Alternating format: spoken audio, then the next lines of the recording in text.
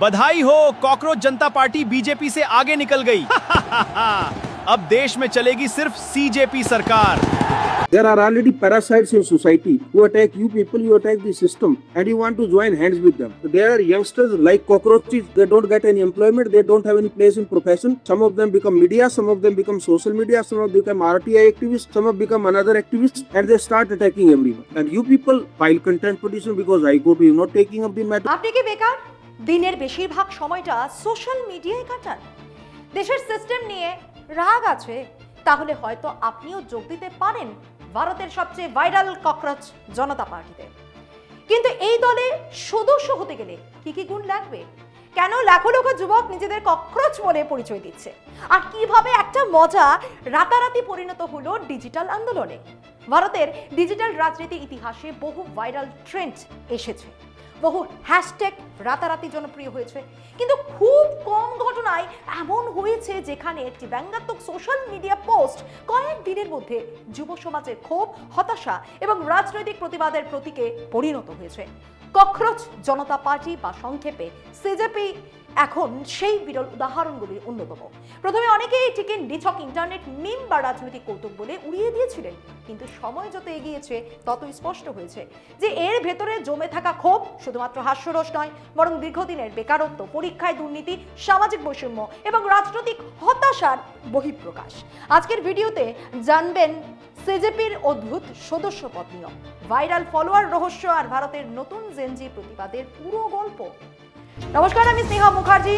আর দৈনিক সংবাদ অনলাইনে আপনারা দেখছেন খবরের পেছনের খবর। 16 মে রাজনৈতিক যোগাযোগ বিশেষজ্ঞ অভিজিৎ দীপকে টুইটার প্ল্যাটফর্মে একটি ব্যঙ্গাত্মক গুগল ফর্ম প্রকাশ করলেন। সেখানে ককরোচ জনতা পার্টির সদস্যপদ নেওয়ার আহ্বান জানানো হয়।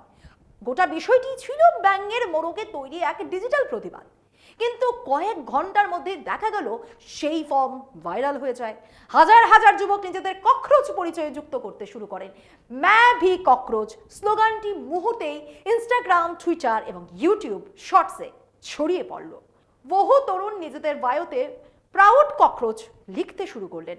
সোশ্যাল মিডিয়ার ভাষায় এটি আর কেবল ট্রেন্ড ছিল না, এটি হয়ে উঠল পরিচয়ের রাজনীতি। এই বিস্ফোরণের কেন্দ্রে ছিল দেশের প্রধান বিচারপতি সূর্যকান্তকে ঘিরে বিতর্ক। আদালতের একটি পর্যবেক্ষণে তিনি কিছু বেকার যুবক ও তথাকথিত অ্যাক্টিভিস্টদের প্রসঙ্গে ককরোচেস এবং প্যারাসাইটস শব্দটি ব্যবহার করেছেন বলে অভিযোগ ওঠে। যদিও পরে ব্যাখ্যা দেওয়া হয় যে মন্তব্যটি প্রকৃত বেকার যুবকদের উদ্দেশ্যে ছিলই না, তবুও সামাজিক মাধ্যমে সেই ব্যাখ্যা খুব একটা গুরুত্ব পায়নি, বরং যুব সমাজের একটা বড় অংশ মনে করে রাষ্ট্র প্রতিষ্ঠানের উচ্চস্তরে বসে সাধারণ তরুণদের সংগ্রামকে অবমূল্যায়ন করা হচ্ছে। এই মানসিক প্রতিক্রিয়াই সিজেপিকে ভাইরাল শক্তিতে পরিণত করে। ভারতের বর্তমান সামাজিক বাস্তবতায় বেকারত্ব একটি বিস্ফোরক ইস্যু। কোটি কোটি তরুণ উচ্চশিক্ষা শেষ করার পরও চাকরি পাচ্ছেন না। সরকারি চাকরির পরীক্ষাগুলোতে প্রশ্ন ফাঁস, দুর্নীতি, নিয়োগে বিলম্ব এবং আইনি জটিলতা এখন প্রায় নিয়মিত ঘটনা। নিট ইউজি 2026 বিতর্ক সেই ক্ষোভকে আরো বাড়িয়ে দেয়। বহু ছাত্রছাত্রী অভিযোগ করেন পরীক্ষা ব্যবস্থার উপর আস্থা ক্রমশ নষ্ট হয়ে যাচ্ছে। যারা বছরের পর বছর পরিশ্রম করছে তারা মনে করছে সিস্টেম তাদের সঙ্গে প্রতারণা করছে। ককরোচ জনতা পার্টি সেই জমে থাকা হতাশাকে ভাষা দেয়, কারণ আন্দোলনটির মূল বক্তব্য ছিল যদি আমাদের তুচ্ছ বলে মনে করা হয় তাহলে সেই পরিচয় নিয়েই আমরা প্রতিবাদ করব। বিশেষজ্ঞরা বলছেন ভারতের জেনজি প্রজন্ম আগের প্রজন্মের তুলনায় অনেক বেশি ডিজিটাল এবং রাজনৈতিকভাবে সচেতন। তারা রাস্তায় নামার পাশাপাশি মিম, রিল, শর্ট ভিডিও এবং ভাইরাল কন্টেন্টকে রাজনৈতিক অস্ত্র হিসেবে ব্যবহার করতে জানে। সিজেপি সেই নতুন রাজনৈতিক ভাষারই উদাহরণ। এখানে প্রচলিত রাজনৈতিক দলের মতো বিশাল সংগঠন, অফিস বা পতাকা কোনোটাই নেই, কিন্তু রয়েছে অ্যালগরিদমের শক্তি, ভাইরালিটির গতি এবং ডিজিটাল সংহতি। একটি মিম কখনোই আন্দোলনে পরিণত হতে পারে না। সিজেপি তার বড় উদাহরণ। এই আন্দোলনের আরেকটি গুরুত্বপূর্ণ দিক হলো আত্মবিদ্রুপকে প্রতিবাদের অস্ত্র হিসেবে ব্যবহার। সাধারণত কাউকে ককরোচ বলা অপমানজনক, কিন্তু সিজেপির সমর্থকরা সেই শব্দটিকে উল্টে আত্মপরিচয়ে পরিণত করেছেন। রাজনৈতিক মনস্তত্ত্বের ভাষায় একে রিক্লেমিং ইনসাল্ট বলা হয়। ইতিহাসে বিভিন্ন আন্দোলনে এমন উদাহরণ দেখা গেছে যেখানে অপমানজনক শব্দকেই আন্দোলনের প্রতীকে পরিণত করা হয়েছে। নাম্বার 1, মার্কিন যুক্তরাষ্ট্রে ইয়ানকি শব্দটি প্রথমে ব্রিটিশরা আমেরিকান উপনিবেশবাসীদের ব্যঙ্গ করে ব্যবহার করত। পরে আমেরিকানরাই সেটিকে নিজেদের পরিচয় হিসেবে গ্রহণ করে এবং শব্দটি জাতীয় পরিচয়ের অংশ হয়ে যায়। নাম্বার 2, খুইয়ার কুইয়ার শব্দটি বহু বছর ধরে এলজিবিটিকিউ সম্প্রদায়কে অপমান করার জন্য ব্যবহৃত হতো, কিন্তু 90-এর দশক থেকে এলজিবিটিকিউ আন্দোলনের কর্মীরাই শব্দটিকে নিজেদের পরিচয় হিসেবে ব্যবহার শুরু করে। আজ কিউয়ার প্রাইড বা কিউয়ার স্টাডিজ আন্তর্জাতিকভাবে স্বীকৃত শব্দ। নাম্বার 3, ভারতের স্বাধীনতা আন্দোলনের সময় ব্রিটিশরা অনেক বিপ্লবীকে টেরোরিস্ট বা এক্সট্রিমিস্ট বলে চিহ্নিত করত, কিন্তু বহু বিপ্লবী নিজেদের বিপ্লবী পরিচয়কে গর্বের প্রতীকে পরিণত করেন এবং জনসমর্থন অর্জন করেন। নাম্বার 4, ব্ল্যাক শব্দটিও একসময় মার্কিন সমাজে বর্ণবাদী অবজ্ঞার সঙ্গে ব্যবহার করা হতো। পরে ব্ল্যাক ইজ বিউটিফুল আন্দোলনের মাধ্যমে আফ্রিকান আমেরিকান সমাজ সেটিকে আত্মমর্যাদা ও সাংস্কৃতিক গর্বের প্রতীকে বদলে দেয়। নাম্বার 5, নারীবাদী আন্দোলনে ন্যাস্টি ওমেন শব্দ বন্ধনটি বিশেষভাবে আলোচিত হয়। মার্কিন রাজনীতিতে অপমান হিসেবে ব্যবহৃত মন্তব্য পরে প্রতিবাদী নারীদের স্লোগানে পরিণত হয়েছিল।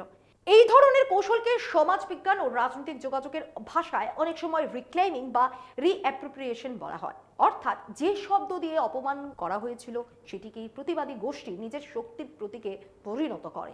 ককরোচ জনতা পার্টির ক্ষেত্রেও অনেকে মনে করেছেন একই মনস্তাত্ত্বিক ও রাজনৈতিক প্রক্রিয়া কাজ করছে। কিভাবে যুক্ত হতে পারেন আপনি এই দলে? ককরোচ জনতা পার্টির সদস্যপদের এলজিবিটি ক্রাইটেরিয়া মূলত ব্যঙ্গাত্মক ও প্রতীকী ভঙ্গিতে তৈরি করা হয়েছে। বিভিন্ন রিপোর্ট এবং তাদের ভাইরাল ওয়েবসাইটে যে শর্তগুলি বলা হয়েছে সেগুলি হলো: নাম্বার 1, আনএমপ্লয়েড অর্থাৎ বেকার হতে হবে। তারা মজার ছলে বলেছে by force, by choice or by principle. We don't ask অর্থাৎ কেন বেকার সেটা তারা জিজ্ঞাসা করে না। নাম্বার 2, লেজি অর্থাৎ অলস হতে হবে, তবে এটিও ব্যঙ্গেরই অংশ। তাদের ভাষায় physically only the brain may continue the spiral অর্থাৎ শরীর অলস হতে পারে কিন্তু মাথায় চিন্তা চলতেই থাকবে। নাম্বার 3, ক্রনিক্যালি অনলাইন, সবসময় অনলাইনে থাকতে হবে। ওয়েবসাইটে মজার ছলে লেখা হয়েছে দিনে অন্তত 11 ঘন্টা অনলাইনে থাকতে হবে, including bathroom ব্রেকস। Number 4, can rent professionally, ভালোভাবে ক্ষোভ প্রকাশ করতে জানতে হবে, অর্থাৎ সমাজ, চাকরি, দুর্নীতি বা সিস্টেম নিয়ে যুক্তি দিয়ে রাগ বা হতাশা প্রকাশ করতে পারলেই আপনিই যোগ্য। নাম্বার 5, এছাড়াও তারা দাবি করেছে যে ধর্ম, জাত, লিঙ্গ বা ভাষার ভিত্তিতে কোনো বাছাই করা হয় না। কিছু রিপোর্টে আরও বলা হয়েছে 18 বছরের বেশি ভারতীয় নাগরিকরা ফুল মেম্বার হতে পারেন, 18 বছরের কম বয়সীরা সাপোর্টার হিসেবে যুক্ত হতে পারে। তবে উল্লেখযোগ্য বিষয় হলো সিজেপি এখনো ভারতের নির্বাচন কমিশনের স্বীকৃত রাজনৈতিক দল নয়। তাই এই এলিজিবিলিটি ক্রাইটেরিয়াগুলির বেশিরভাগই রাজনৈতিক ব্যঙ্গ ও ডিজিটাল প্রতিবাদের অঙ্গ হিসেবেই দেখা হচ্ছে। সিজেপির উত্থান ভারতের প্রচলিত রাজনৈতিক দলগুলিকেও অস্বস্তিতে ফেলেছে, কারণ এই আন্দোলনের সঙ্গে সরাসরি কোনো নির্দিষ্ট আদর্শ জড়িত নয়। এটি না পুরোপুরি বামপন্থী, না দক্ষিণপন্থী, না কংগ্রেসপন্থী, বরং এটি মূলত সিস্টেম বিরোধী যুবক্ষোভের বহিঃপ্রকাশ। ফলে বিভিন্ন রাজনৈতিক দলের সমর্থক তরুণরাও এখানে একসঙ্গে যুক্ত হয়েছেন। কেউ চাকরির হতাশা থেকে, তো কেউ পরীক্ষায় অনিয়মের বিরুদ্ধে, কেউ আবার রাষ্ট্রীয় ভাষার অধ্যত্বের প্রতিবাদে এই আন্দোলনে যোগ দিয়েছেন। যদিও ভাইরাল ককরোচ জনতা পার্টির টুইটার অ্যাকাউন্টটি ভারতের উইথ হেল্ড বা ব্লক করা হয়েছে বলে একাধিক সংবাদ মাধ্যমে কিন্তু দাবি করা হয়েছে। সিজেপির প্রতিষ্ঠাতা অভিজিৎ দীপকে নিজেও টুইটার পোস্ট করে জানান অ্যাকাউন্টটি ভারতে উইথ হেল্ড করা হয়েছে। বিভিন্ন রিপোর্ট অনুযায়ী টুইটার এই পদক্ষেপ নিয়েছে লিগ্যাল ডিমান্ডের ভিত্তিতে। সোশ্যাল মিডিয়া বিশ্লেষকরা বলছেন ইনস্টাগ্রামে সিজেপির দ্রুত জনপ্রিয়তা বিজেপি সহ বিভিন্ন বড় রাজনৈতিক দলের ডিজিটাল উপস্থিতিকেও চ্যালেঞ্জের মুখে ফেলছে। লক্ষ লক্ষ মানুষ রিল বানাচ্ছেন, মিম শেয়ার করছেন এবং ককরোচ রেভলিউশন নামে ট্রেন্ড চালাচ্ছেন। বিশেষ করে ছোট শহর ও মফস্বলের তরুণদের মধ্যে এই আন্দোলনের প্রভাব বেশি দেখা যাচ্ছে, কারণ তারাই চাকরির অভাব এবং পরীক্ষায় অনিশ্চয়তার সবচেয়ে বড় ভুক্তভোগী। এই ঘটনার মধ্যে ভারতের শিক্ষা ব্যবস্থা সংকটও সামনে এসেছে। বহু ছাত্রছাত্রী মনে করছেন ডিগ্রি অর্জনের পরও চাকরির নিশ্চয়তা নেই। আবার যেসব সরকারি চাকরির জন্য লাখ লাখ আবেদন করা হয় সেগুলির পরীক্ষায় বারবার বাতিল হচ্ছে বা আইনি জটিলতায় আটকে যাচ্ছে। ফলে শিক্ষিত বেকারদের মধ্যে হতাশা বাড়ছে।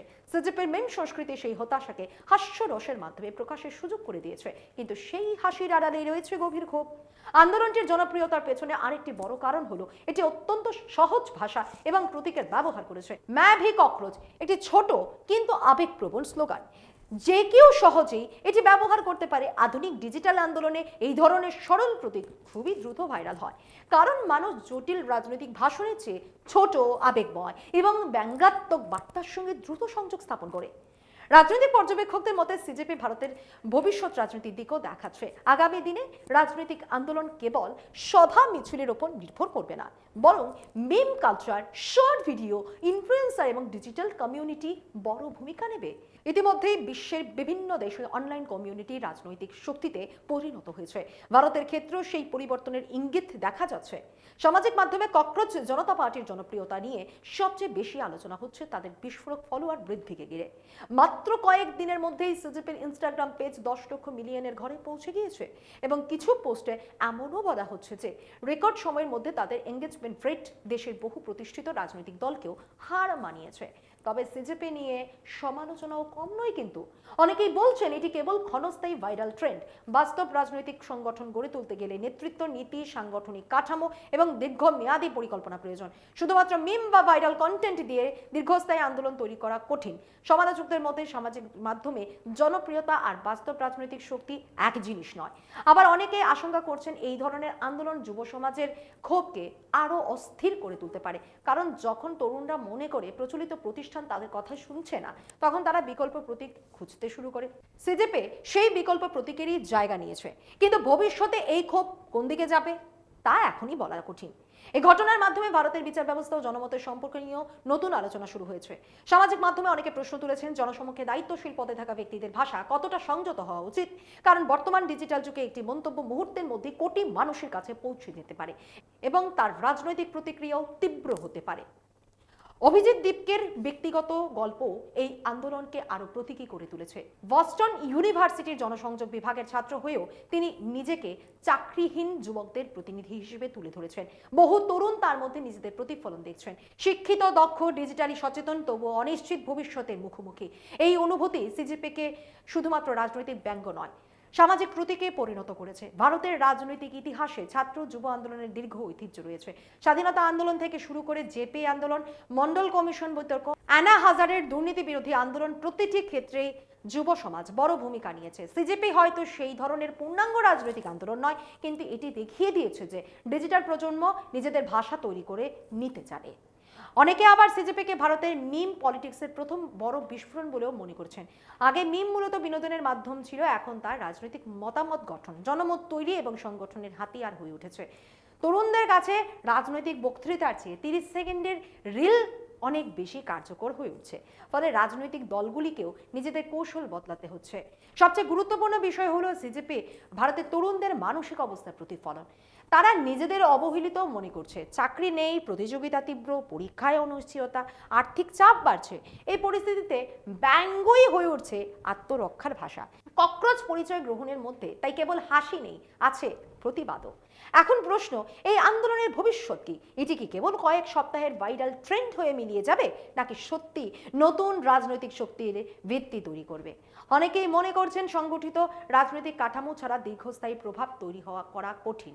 আবার অন্যদের মতে সিজেপির আসল শক্তি তার সাংগঠনিক কাঠামোয় নয়, বরং প্রতীকে, কারণ এটি এমন এক প্রজন্মের অনুভূতিকে সামনে এনেছে যারা মনে করছে তাদের কথা কেউ শুনছে না।